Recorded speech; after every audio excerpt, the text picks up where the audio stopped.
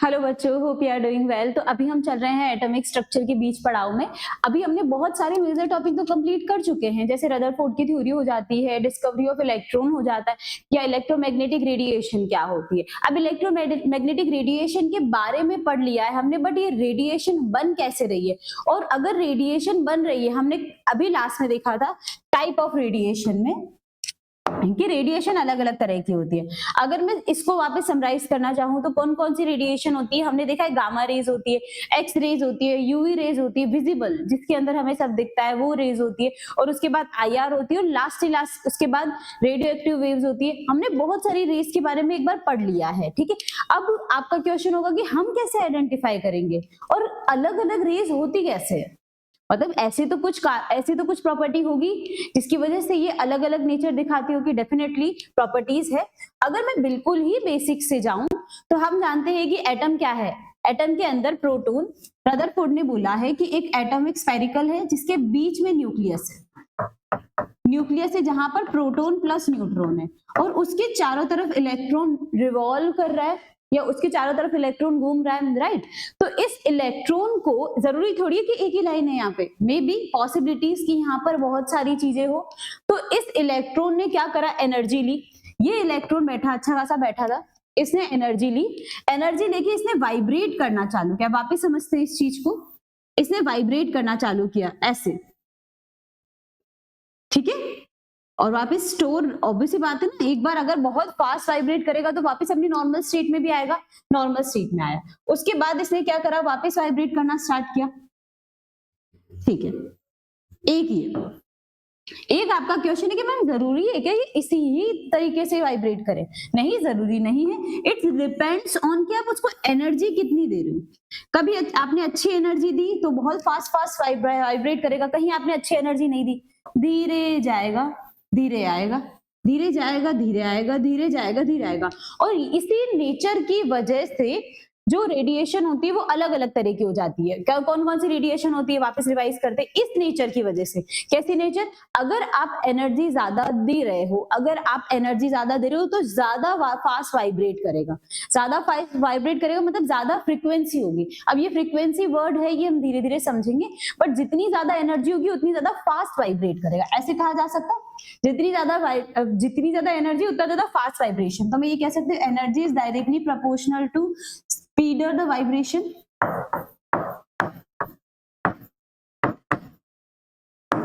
Vibration of electron, ठीक है, कहा जा सकता है। ये कंक्लूड कर लेते हैं हम। अब हमने देखा है कि भाई एनर्जी जिसकी जितनी ज्यादा होगी उसका इलेक्ट्रोमैग्नेटिक रेडिएशन उतनी होगी। हमने इलेक्ट्रोमैग्नेटिक रेडिएशन को कुछ पार्ट में डिस्ट्रीब्यूट किया था। कौन कौन से पार्ट थे वो? गामा के बाद एक्स रेज, एक्स रेज के बाद यूवी के बाद विजिबल के बाद आईआर, और आईआर के बाद रेडियो एक्टिव, ठीक है। तो सबसे पहले रखो गामा रेज के बाद रखेंगे अपन एक्स रेज के बाद यूवी के बाद विजिबल के बाद आईआर, और आईआर के बाद लास्ट में है रेडियो वेव। अभी मैंने क्या कहा था कि जिसकी एनर्जी जितनी ज्यादा होगी उसकी वाइब्रेशन उतनी फास्ट होगी, राइट। वाइब्रेशन फास्ट होगी तो होता क्या है, जो गामा रेज होती है इनकी एनर्जी बहुत ज्यादा होती है, वाइब्रेशन बहुत ज्यादा होती है, तो इनकी एनर्जी बहुत ज्यादा होती है। अगर मुझे एनर्जी का बनाना पड़े, एनर्जी को डिस्ट्रीब्यूट करना है अपने को, तो अपन इस तरीके से करेंगे कि राइट टू लेफ्ट आने पर क्या होता है, एनर्जी इंक्रीज हो रही है, राइट। और हम बोल सकते हैं वाइब्रेशनल स्पीड भी इंक्रीज हो रही है, ठीक है। हमने ये ग्राफ कल भी देखा था, एक इसी पे बात कर लेते हैं वापस। गामा रेज बन रही है, गामा रेज के बाद एक्स रेज, यूवी, ये विजिबल रीजन हो गया, ये आईआर हो गया, माइक्रोवेव, रेडियो वेव और लॉन्ग रेडियो वेव। अगर आप इस पैराग्राफ को देखोगे तो ये जो नीचे की साइड बना हुआ है ये वेवलेंथ बताता है, और जो ऊपर की साइड बना हुआ है वो उसकी फ्रीक्वेंसी बताता है कि कितनी स्पीड से हो रही है।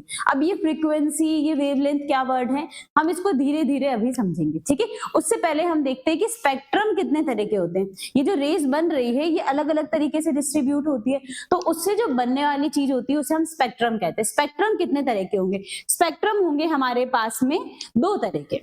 एक हो जाता है कंटिन्यूअस स्पेक्ट्रम और एक हो जाता है डिसकंटिन्यूअस स्पेक्ट्रम। ज्यादा कोई डिफरेंशिएट करने की, मतलब हम ये बोल सकते हैं कि कोई डेफिनेशन की रिक्वायरमेंट भी नहीं है। अगर हम इमेज देखें तो इसके अंदर जब सारे कलर कंटिन्यूअसली आएंगे कंटिन्यूअस स्पेक्ट्रम, और जब सारे कलर कंटिन्यूअस ना आ रहे, कहीं पे गैप आ गया, फिर कहीं पे गैप आ गया, फिर कहीं पे गैप आ गया, डिसकंटिन्यूअस स्पेक्ट्रम। सो स्पेक्ट्रम दो तरह के हो सकते हैं, एक तो लगातार सारे कलर डिस्ट्रीब्यूट हो और एक गैप आता जाए उनमें, दो तरह के हो गए। कोई ज्यादा डेफिनेशन नहीं है, कलर का डिस्ट्रीब्यूशन प्रॉपर है कंटिन्यूअस स्पेक्ट्रम, कलर का डिस्ट्रीब्यूशन रुक रुक के है डिसकंटिन्यूअस स्पेक्ट्रम। अब इन स्पेक्ट्रम को, ये तो हमने कलर के डिस्ट्रीब्यूशन से बताया, एक है एनर्जी के एमिशन से, कि कोई एनर्जी लेके स्पेक्ट्रम बना रहा है और कोई एनर्जी दे के स्पेक्ट्रम बना रहा है। ठीक है, स्पेक्ट्रम कितने तरह के होते हैं? दो तरह के। अब स्पेक्ट्रम बन किस तरीके से रहे, वो भी दो तरीके हो जाएंगे, कि कोई एनर्जी लेके स्पेक्ट्रम बना रहा है। ओके, स्पेक्ट्रम है क्या? सबसे पहले ये बात करते हैं रेडिएशन। कहीं रेडिएशन निकल रही है, उससे जो बन रहा है वो स्पेक्ट्रम है। अब कोई स्पेक्ट्रम एनर्जी लेके बन रहा होगा, एनर्जी है ना भाई, एनर्जी या तो ली जा सकती है या दी जा सकती है। तो किसी ने एनर्जी ली, उससे स्पेक्ट्रम बना, या किसी ने एनर्जी दी, उससे स्पेक्ट्रम बना। तो दो तरह के बनेंगे। मैं ये कह सकती हूँ दो तरह के कौन से, एक एमिशन स्पेक्ट्रम और एक एब्जॉर्प्शन स्पेक्ट्रम। एमिशन स्पेक्ट्रम का मतलब, एमिशन वर्डिंग पे जाएंगे हम, एमिशन मतलब निकलना, मतलब एनर्जी एमिट हो रही होगी तब ये स्पेक्ट्रम बनेगा। तो लिख लेते हैं यहाँ पे, दिस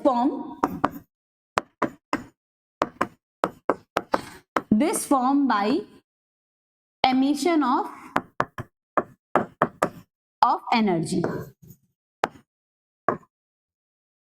वहीं पे अगर मैं इसकी बात करूं तो ये एब्जॉर्प्शन स्पेक्ट्रा है, मतलब एब्जॉर्व कर रही होगी कोई भी रेडिएशन एनर्जी, कोई मॉलिक्यूल एनर्जी अब्सॉर्ब करा होगा अपने अंदर, तब वो दिखा रहा होगा एमिशन। तो मैं ये बोल सकती हूँ absorption spectrum, this form by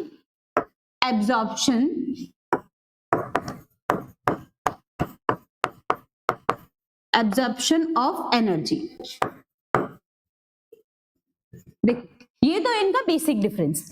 अब अगर आप इन दोनों डायग्राम को देखोगे तो ये देखोगे कि इसमें जो कलर, इज इट विजिबल? हाँ, इसमें देखो, चलो नहीं भी दिख रहा है तो अपन बना लेते हैं वापस। ये रेड कलर है यहाँ पे, ठीक है। उसके बाद में हमारे पास में यहाँ पे ग्रीन कलर है, ये ब्लू है, ये बना देते हैं, हाँ ये पर्पल है, डार्क ब्लू लगा देते हैं, डार्क ब्लू है, और लास्ट से लास्ट में डार्क ब्लू और डार्क ब्लू, ये लगा देते। चलो ठीक है, अगर आपको देख के पता चलेगा तो आपको ये समझ में आ रहा होगा, ये विबग्योर जैसी चीजें, ठीक है। कंटिन्यूअसली डिस्ट्रीब्यूशन जो हो रहा है कलर का वो विबग्योर जैसा है।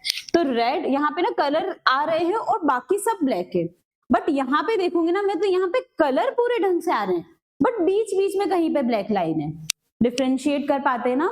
देखो इसमें क्या हो रहा है, पूरा ब्लैक है और उसमें कहीं कहीं पे कलर दिख रहे, इसमें पूरा कलरफुल है और कहीं कहीं पे ब्लैक लाइन दिख रही। मतलब जब कोई एनर्जी लेके स्पेक्ट्रम बना रहा होगा तो उसमें ऐसा स्पेक्ट्रम बनेगा जहां पे कुछ ब्लैक ब्लैक लाइन होगी, और वहीं पे कहीं पे कोई एनर्जी दे के, एमिशन एनर्जी दे के बना रहा होगा तो वहां पर कुछ बस कलरफुल लाइन आएगी। सो colourful line at specific point, colourful line at specific, कुछ स्पेसिफिक पॉइंट पर ही आएगी। एट स्पेसिफिक पॉइंट, कौन कौन से पॉइंट है ये? कुछ एक पर्टिकुलर पॉइंट पर ही कलरफुल लाइन आएगी, इसके अंदर black line at specific point.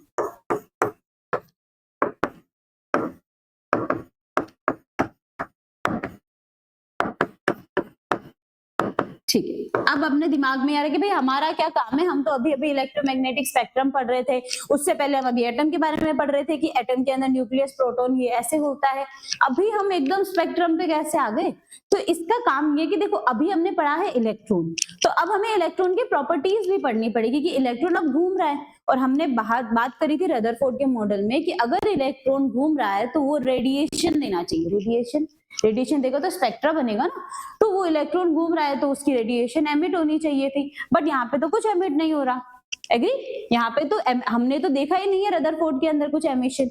तो वो जो एमिशन को समझने के लिए हमें पहले इलेक्ट्रोमैग्नेटिक स्पेक्ट्रम या उसका स्पेक्ट्रा समझने की जरूरत है। I hope it is understandable. ठीक है, तो ये स्पेक्ट्रम दो तरह के होते हैं, एक एब्जॉर्प्शन स्पेक्ट्रम, एक एमिशन स्पेक्ट्रम। हमें इस चैप्टर में एमिशन स्पेक्ट्रम पे ज्यादा फोकस करना है। रीजन, क्योंकि जब भी इलेक्ट्रॉन हायर एक्साइटेड स्टेट से जाके लोअर एक्साइटेड स्टेट पे जाएगा, मतलब इलेक्ट्रॉन एनर्जी लेके हायर एनर्जी स्टेट पे जाके लोअर पे जाएगा, तो एमिशन ज्यादा दिखाएगा। और एमिशन अगर ज्यादा दिखाएगा तो हमें एमिशन स्पेक्ट्रम की बात करनी है। तो हमारे लिए मेजर स्पेक्ट्रम ये है।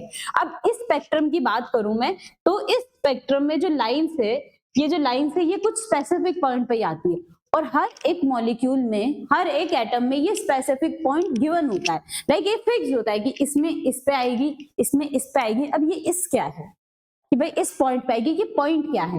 इस पॉइंट को समझने के लिए हमें वेव्स के बारे में समझना होगा कि वेव्स होती क्या है, वेव्स कैसे काम करती है। तो सबसे पहले हम ये समझते हैं कि वेव्स एक्चुअली है क्या। इलेक्ट्रोमैग्नेटिक रेडिएशन जो हम पढ़ रहे हैं, वेवलेंथ के बारे में पढ़ रहे हैं, सो मेनी थिंग्स के बारे में हम पढ़ रहे हैं, उनके बारे में वो एक्चुअल में है क्या। जो मैंने अभी दो वर्ड यूज करे थे, वेवलेंथ और फ्रीक्वेंसी, ये क्या है। तो चलो बात करते हैं कैरेक्टरिस्टिक्स ऑफ वेव। कोई भी वेव को हम किस तरीके से समझ सकते हैं, उसके कुछ ऐसी प्रॉपर्टीज होती है जो एक्चुअल में आगे जाके हमारे बहुत काम आने वाली है, उन सबको एक बार समझते हैं। तो मेनली क्या पार्ट होते हैं इलेक्ट्रोमैग्नेटिक रेडिएशन में? मेन पार्ट होते हैं, मेन पार्ट देखो रेडिएशन एक्चुअली है क्या, बनाते हैं एक बार वापस। इलेक्ट्रॉन मूव करा था, कैसे मूव करा था, ऐसे। तो इसके क्या क्या कैरेक्टरिस्टिक्स हैं, इसके बारे में हम बात करेंगे इसमें। कैरेक्टरिस्टिक्स ऑफ वेव, देखो यहां से इसके मेन पार्ट में अगर मुझे डिस्ट्रीब्यूट करना पड़े तो ये कुछ पार्ट्स में डिस्ट्रीब्यूट होता है, जैसे एम्पलीट्यूड,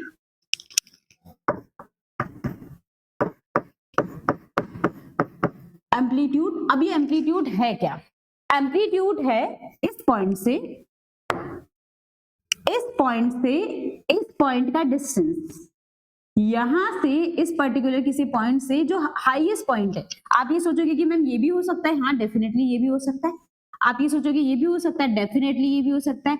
तो इस पॉइंट से इस पॉइंट का डिफरेंस को हम क्या बोलते हैं? एम्पलीट्यूड। ओके, तो ये हो गया हमारे पास में एम्पलीट्यूड। एम्पलीट्यूड क्लियर हो गया। सेकंड है वेवलेंथ। अब वेवलेंथ क्या होती है? अभी मैंने वर्ड बोला था वेवलेंथ। तो वेवलेंथ होती है किसी एक वेव से जो ऊपर जा रही है, ठीक है, ये वेव ऊपर जा रही है, तो ये वेव जो ऊपर जा रही है उसकी जो कोई दूसरी वेव ऊपर जा रही है उसके बीच का डिफरेंस। मतलब अगर मैं यहां से निकालने बैठूं, थोड़ा सा ऊपर कर लेते हैं इसको, हाँ,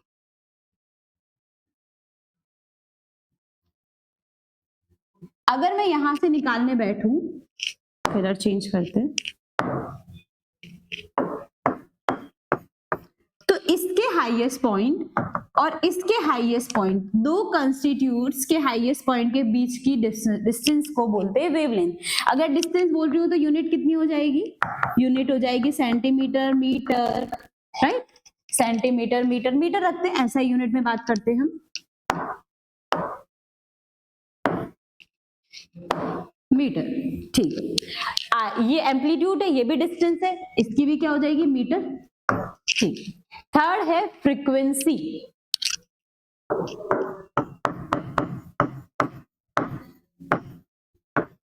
फ्रीक्वेंसी, अब जो फ्रीक्वेंसी है वो क्या है? जैसे ये कोई एक वेव है, इसको इधर करते हैं, है ना, और एक और ऐसी ही वेव बनाते हैं, बट मैं उसको इस तरीके से बनाऊंगी। अब कुछ तो चेंजेस किए मैंने। ये दूसरी वेव है, क्या डिफरेंस लग रहा है इन दोनों में? अगर आप फर्स्ट वेव को देखोगे, तो आप बोलोगे मैम ये थोड़ी दूर दूर है, डिस्टेंस है इनके बीच में। कुछ भी हो, कुछ भी वर्ड बोले, इनके में डिस्टेंस ज्यादा है। डिस्टेंस को हमने नया वर्ड दिया वेवलेंथ, तो इसकी वेवलेंथ ज्यादा है। वहीं पर मैं इसकी बात करूं तो इनके बीच में डिस्टेंस कम है, या फिर इनकी वेवलेंथ कम है। तो जब भी वेवलेंथ कम है, अब उसकी फ्रीक्वेंसी ज्यादा होगी। फ्रीक्वेंसी का मतलब क्या है कि भाई कोई एक पॉइंट है, उससे कितनी वेव्स निकल जाएगी एक सेकंड में। अब अगर मैं ये पॉइंट फिक्स करूं, अपन 3D में सोचते हैं, मैंने ये पॉइंट फिक्स किया, ठीक है, और मैंने ये जो वेव है इसको मान लिया धागा है ये, और इसको मैं खींचने लगी, तो 1 सेकंड में ये निकलेगा और ये निकलेगा, 2 निकलेंगे। वहीं पर ही मैंने यहाँ पे भी एक पॉइंट फिक्स कर दिया और 1 सेकंड करूंगी तो ये डिस्टेंस तो उतनी है, राइट? तो इसमें 1 2 3 4 5 निकल जाएगी, 5 वेव, मतलब 1 सेकंड में कितनी वेव्स एक पॉइंट से निकल रही है, वो क्या हो गई उसकी फ्रीक्वेंसी। तो ये हो गया हमारे पास में फ्रीक्वेंसी। जिसकी डिस्टेंस ज्यादा उसकी फ्रीक्वेंसी कम, जिसकी फ्रीक्वेंसी ज्यादा उसकी डिस्टेंस कम, डिस्टेंस मतलब वेवलेंथ। तो मैं ये बोल सकती हूँ फ्रीक्वेंसी, फ्रीक्वेंसी को हम डिनोट करते हैं न्यू से। तो जिसकी फ्रीक्वेंसी ज्यादा उसकी डिस्टेंस कम, मतलब उसकी वेवलेंथ कम, और जिसकी वेवलेंथ ज्यादा उसकी फ्रीक्वेंसी कम, they are inversely proportional to each other कहा जा सकता है, ठीक है। थर्ड पॉइंट लिखते हैं हम वेव नंबर।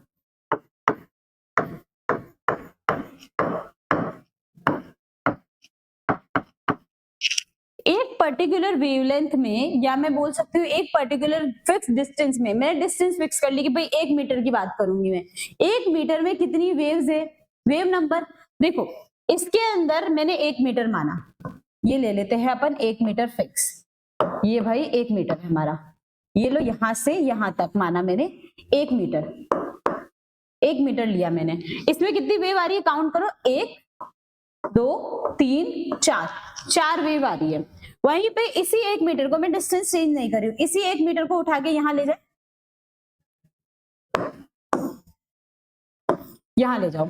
अब इस 1 मीटर में कितने डिस्टेंस, कितनी वेव आ रही है, 1 वेव और आधी। अभी इतनी इसमें कितनी आ रही थी, 4 5 आ रही थी, इधर कितनी आ रही है, 1 और आधी। मतलब जो वेव नंबर क्या होता है कि एक फिक्स मीटर में, एक फिक्स दूरी में कितनी वेव्स निकल रही। तो हम ये कह सकते हैं कि जितनी ज्यादा फ्रीक्वेंसी उतना ज्यादा वेव नंबर। तो दूसरा फॉर्मूला हम ये लिख सकते हैं वेव नंबर। अब वेव नंबर को डिनोट करते हैं म्यू बार से। वेव नंबर मतलब म्यू बार, लिख देते हैं यहाँ पे म्यू बार। फ्रीक्वेंसी को, वेव नंबर, वेव लेंथ को किससे किया था, लैम्डा। एम्पलीट्यूड को किससे करते, ए से। तो wave number is directly proportional to frequency. जितनी ज्यादा फ्रीक्वेंसी होगी उतना ज्यादा उसका वेव नंबर होगा। तो उसको वापस ऊपर वाले से फॉर्मूले से रिलेट करते, तो wave number is inversely proportional to 1 by lambda कहा जा सकता है। तो ये मतलब कुछ कैरेक्टरिस्टिक्स होते हैं, ये कुछ कैरेक्टरिस्टिक्स होते हैं किसके, वेव्स के, जो हमें पता होना चाहिए और हमारे आगे काम आएंगे। कंक्लूड करते हैं इसको एक बार। अगर मुझे कंक्लूड करना हो तो मैं कैसे कंक्लूड करूंगी, हमने कुछ पॉइंट्स पढ़े, हमने पॉइंट्स पढ़े हैं। First wave length, wave length बहुत ज्यादा आएगा। देखो वेव लेंथ क्या होती है, 2 कंस्टिट्यूट अप या 2 कंस्टिट्यूट डाउन के बीच की दूरी, द डिस्टेंस बिटवीन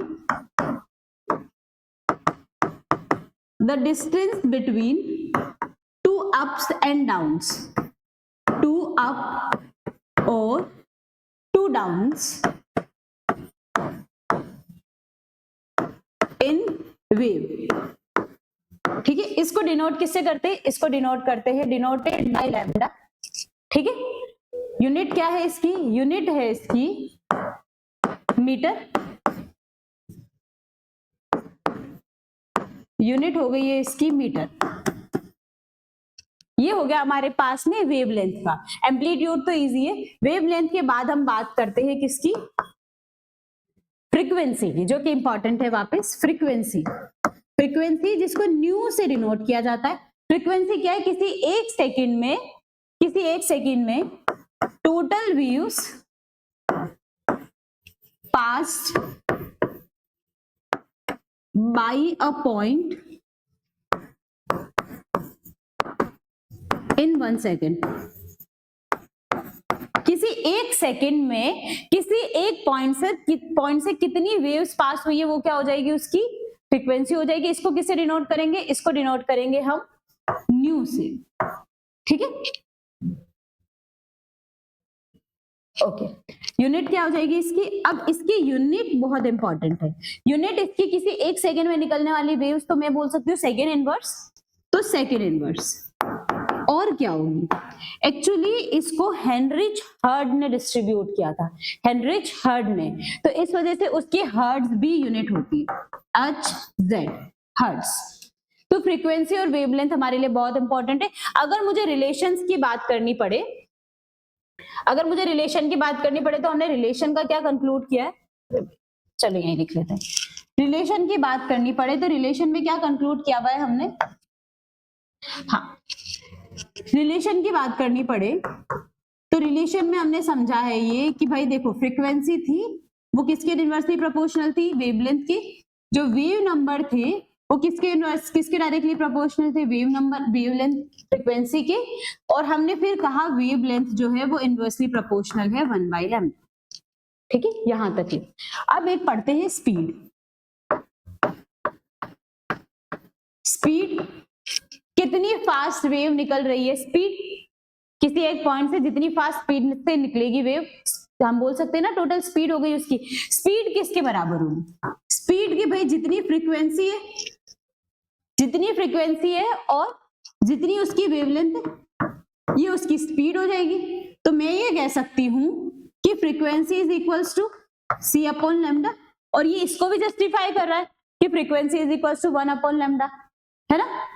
ठीक है, तो हमने क्या क्या पढ़ लिया, हमने पढ़ लिया स्पीड, हमने पढ़ लिया वेवलेंथ, हमने पढ़ लिया वेव नंबर, हमने पढ़ लिया फ्रीक्वेंसी। वापस कंक्लूड कर लेते एक बार, डायग्राम बना लेते।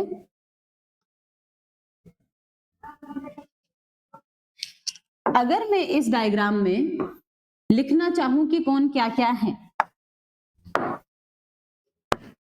वेव बना लेते, ठीक है। यहां से यहां की डिस्टेंस, यहां से यहां की डिस्टेंस हमारे लिए क्या हो गई, यहां से यहां के लिए एम्पलीट्यूड हो गया, ए से डिनोट करते।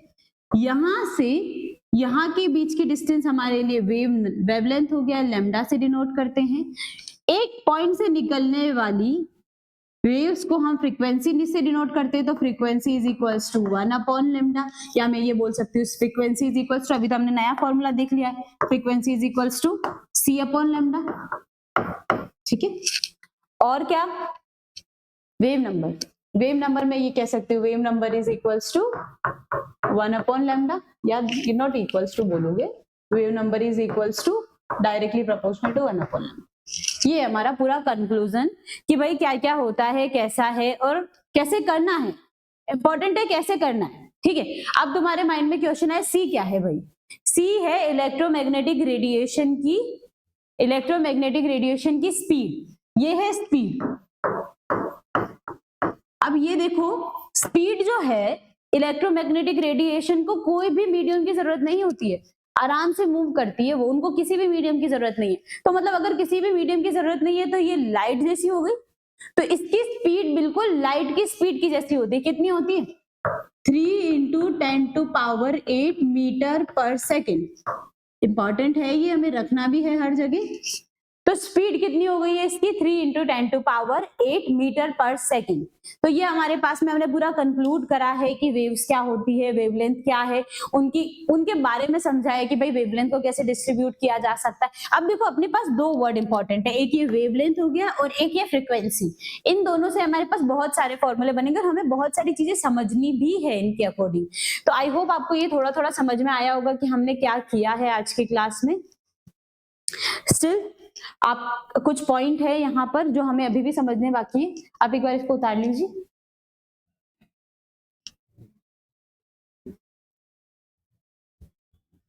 ठीक है, अभी मैंने एक फॉर्मूला लिखवाया था आप लोगों को, energy is equals to directly proportional, wavelength की जो एनर्जी के डायरेक्टली प्रोपोर्शनल होता है वाइब्रेशन, वाइब्रेशन को अब हम यूज करेंगे फ्रीक्वेंसी, तो किसके डायरेक्टली प्रोपोर्शनल होगा, फ्रीक्वेंसी के।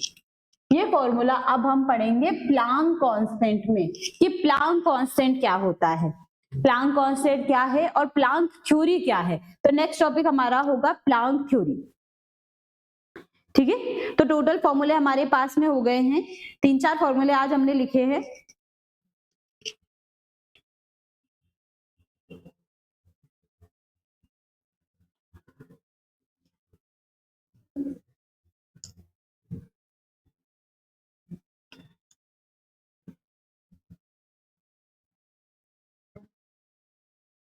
एक क्वेश्चन कर लेते हैं इन फॉर्मूले के साथ। द वेवलेंथ ऑफ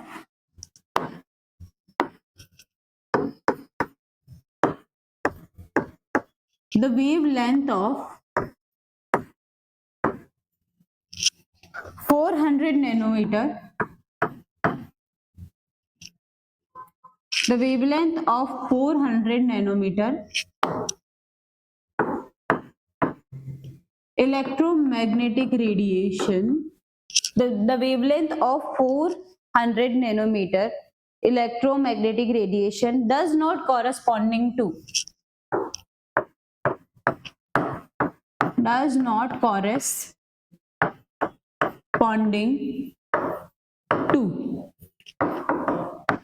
ठीक है, ऑप्शन अपने पास में है ए। ऑप्शन ए कहता है कि frequency mu equals to 7.5 into 10 to power 14 hertz. B point कहता है wave number 2.5 into 10 to power 2.5 into 10 to power 6 metre inverse. C point कहता है वेलोसिटी मतलब स्पीड कह सकते हो आप, speed 3 into 10 to power 8 metre per second. और डी कहता है अपने आप को lambda is equals to 40 angstrom. ये अपने पास में क्वेश्चन है और अपने को बताना है कि किससे इलेक्ट्रोमैग्नेटिक रेडिएशन कॉरेस्पॉन्ड नहीं कर पा रही है। ठीक है,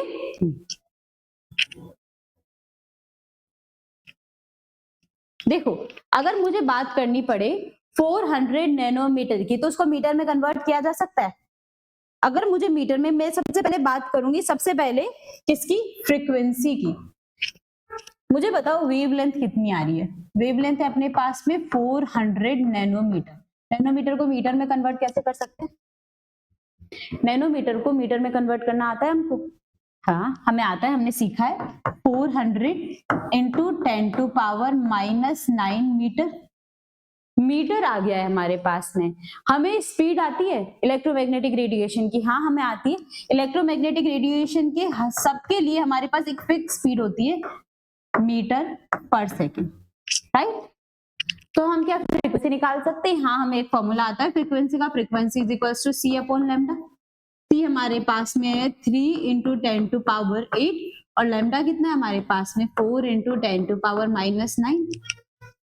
क्या हम निकाल सकते हैं इसके आगे आंसर कैलकुलेट करके? 3/4 है हमारे पास में। अगर हमारे पास में 3/4 है, अगर मैं कैलकुलेट करूं इसको तो मेरे पास कितना हो जाएगा टोटल?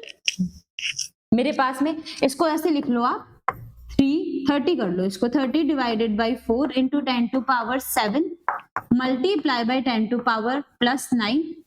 9 + 7, 9 + 7 हमारे पास में कितना हो जाएगा?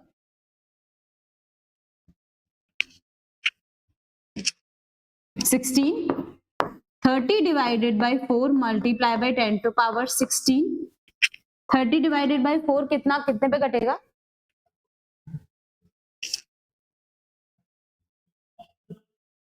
7.5 इंटू 10 टू पावर, हम ये कह सकते हैं कितना आया हमारे पास में 10 टू पावर 16। तो 7.5 इंटू 10 टू पावर 16, अपने को कितना चाहिए? 7.5 इंटू 10 टू पावर 14।